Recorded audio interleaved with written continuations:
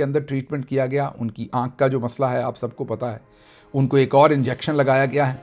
रात गए दोबारा से, कोई रात 1-2 बजे के बाद कहा जाता है कि उनको लाया गया।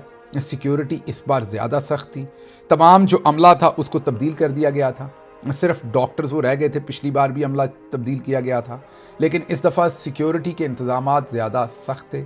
लाइट्स तमाम बंद कर दी गई थी और इमरान खान साहब को ला के उनका ट्रीटमेंट किया गया है। और फिर पिम्स हॉस्पिटल ने एक प्रेस रिलीज़ जारी कर दी है। ख़ानदान को फिर से नहीं बताया गया, किसी को एतमाद में नहीं लिया गया, इमरान खान साहब के डॉक्टर्स को एतमाद में नहीं लिया गया।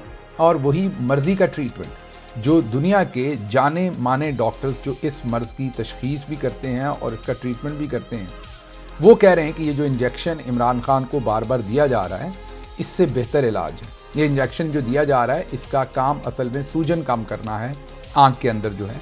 वो कहते हैं इससे बेहतर अद्वियात हैं, बेहतर ट्रीटमेंट है, जिससे इमरान खान की कुछ बीमारी, सारी तो रिवर्स नहीं हो सकती, कुछ बीमारी जो है वो बचाई जा सकती है, आँख का ट्रीटमेंट किया जा सकता है।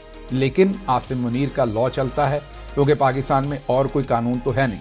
इमरान खान ने जो हाल ही में अपना ट्वीट किया उसमें भी अदालतों को और जजेस को उन्होंने झंझोड़ा है या कोशिश की है झंझोड़ने की। वैसे कर नहीं पाएंगे वो, क्योंकि जितनी थिक आप ये कह लीजिए कि उनके ऊपर मट्टी पड़ गई है उनके ज़मीर के ऊपर, मुझे नहीं लगता कि इमरान खान साहब की बात से भी उनको कोई असर होना है। लेकिन बहरहाल उन्होंने जजेस को ये एहसास दिलाया कि बेगुनाहों के साथ जेल के अंदर क्या किया जा रहा है। उन्होंने अपनी बीवी की एग्जाम्पल दी कि कैसे जो ना सियासत में थी ना कोई ओहदा था, सिर्फ वो इमरान खान की ज़ौजा हैं, इसलिए उनके साथ ये सब कुछ किया जा रहा है और अदालतों का कंधा इस्तेमाल करके किया जा रहा है। अदालतें इसके अंदर शामिल हैं और इंसाफ नहीं दे रही। बार बार इमरान खान के वकला, उनकी family Islamabad high court, supreme court, Islamabad high court, supreme court गए, लेकिन वहाँ पर किसी किस्म की कोई सुनवाई ना हुई।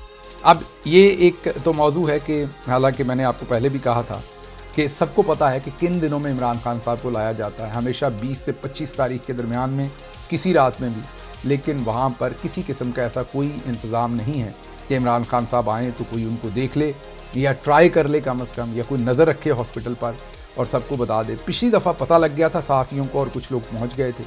आप सबको पता है कि हैदर नामी नौजवान जिसने वीडियो बनाई थी उसको जेल में डाला हुआ है, तब से उसकी ज़मानत एक केस में रिजेक्ट कर दी और एक में शायद दे दी, मतलब उसको अभी भी जेल में रखा हुआ है। अब शायद उसकी ज़मानत जो है वो सुप्रीम कोर्ट तक जाके फ़ाइल करनी पड़े।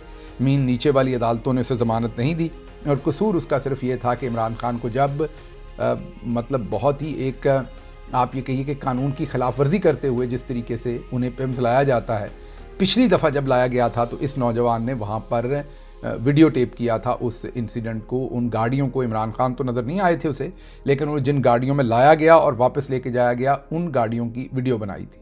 इस नौजवान को अब जेल में डाला हुआ है। दुआ कीजिए, पूरा रमज़ान वो जेल में रहा है, दुआ कीजिए कि इनके दिलों में अल्लाह मियाँ कुछ तो इन जजेस के दिलों में शर्म व हया डाले कि ऐसे नौजवान जो हैं जिनका कोई कसूर नहीं है, सिर्फ उन्होंने महज एक वीडियो बना ली है इमरान खान को लाने वाली गाड़ियों और वापस ले जाने वाली गाड़ियों की, और उसे अभी तक जेल में डाला हुआ है। अगली मैं आखिरी खबर आपके सामने रख दूं क्विकली, वो राना सनाउल्लाह का बयान है कि इसे बार बार मत कुरेदें, ये दुरुस्त नहीं है। हम सऊदीया के साथ मुआहदे के पाबंद हैं। अगर सऊदी अरब ने जंग शुरू की तो हमें भी ईरान के साथ लड़ना पड़ेगा, हमें भी उस पर हमला करना पड़ेगा। ये राना सनाउल्लाह ने कहा कि इसे बार बार मत कुरेदें, इस पर बार बार बात ना करें, हम मुआहदे के पाबंद हैं। अच्छा जी, ठीक है। अब मुआहदे के पाबंद मीन किसी असूल के पाबंद हैं। ये पाकिस्तान के आइन में तो नहीं लिखा हुआ है जो मुआहदा आपने किया है, लेकिन आइन में 90 दिन में इलेक्शन करवाना लिखा था, लेकिन आप उसके पाबंद नहीं बने थे। सुप्रीम कोर्ट के हुक्म के मुताबिक मखसूस नशिस्तें देने के आप पाबंद थे, सुप्रीम कोर्ट ने फैसला दिया था, आप उसके पाबंद नहीं बने थे, आपने सुप्रीम कोर्ट ही लूट ली। इस्लामाबाद हाई कोर्ट के दर्जनों फैसलों के आप पाबंद नहीं बने, उन्होंने इमरान खान से मुलाकात के फैसले दिए, आप पाबंद नहीं बने। खैबर पख्तूनख्वा असम्बली की मुतफ़िक़ा करारदादों के आप पाबंद नहीं बने। अवाम की मंशा के 8 फरवरी 2024 को आप पाबंद नहीं बने। अब आप कह रहे हैं कि इस एक मुआहदे के हम पाबंद हैं। फिर ये कहते हैं कि जी वजह ये है कि हमारे वहाँ पर लोग हैं जो मेहनत मजदूरी करते हैं, हमें वहाँ से पैसा आता है और वो पैसा अगर 10 अरब डॉलर के करीब आता है सऊदी अरब से साल का और 10 के करीब ही यूएई से आता है। तो अगर वो ना आए टोटल 30-40 अरब डॉलर में से या 35 अरब डॉलर में से ये 20 अरब डॉलर, इन दो मुल्कों से तकरीबन 18 से 20 अरब डॉलर सालाना आता है। तो हमारी डिपेंडेंस है उनके ऊपर सारी, तो हम इसलिए हमें मसला। अब दूसरी तरफ अगर आप देखें तो बांग्लादेश की मईशत का इन्हिसार भी इन्हीं के ऊपर है, भारत का भी जो इन्हिसार है वो इन्हीं के ऊपर है। और फिर बांग्लादेश की फ़ौज ने कोई मौदे क्यों नहीं किए, वो क्यों नहीं कहते मजबूरी है हमें लड़ना?